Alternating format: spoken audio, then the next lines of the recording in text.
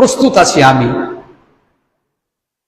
আল্লাহ সুবহানাহু ওয়া তাআলা আমাদেরকে ডাক দিচ্ছেন এবং তিনি একথাও বলেছেন পরের অংশে, পরের আয়াতে, যে কোন সময় ডাকলে আল্লাহ আমাদের ডাকে বেশি সাড়া দিবেন। 24 ঘন্টায় আল্লাহ শুনবেন, কিন্তু তার মধ্যে উত্তম একটা সময় রয়েছে, উপযুক্ত একটা সময় রয়েছে, যে সময়ের মধ্যে যদি আমরা ডাকি আল্লাহকে, তাহলে আল্লাহ তাআলা তিনি আমাদের ডাকে সাড়া দেওয়ার জন্য তিনি অবতরণ করেন, আহ্বান করতে থাকেন। সে সময়টা কোনটা? আল্লাহ বলছেন ওয়াবিল আসহারিহিম ইস্তাগফিরুন। সুবহানাল্লাহ।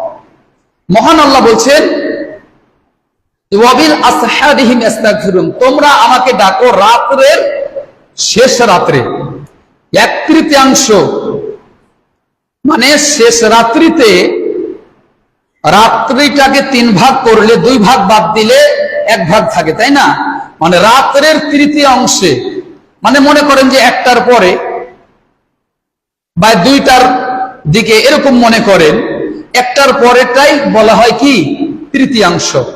তাহলে এই সময়টা ফজরের আগ মুহূর্ত, মানে আজান, মুয়াজ্জিন যখন আজান দেয় তার আগ মুহূর্ত পর্যন্ত এই সময়টা বলবৎ থাকে।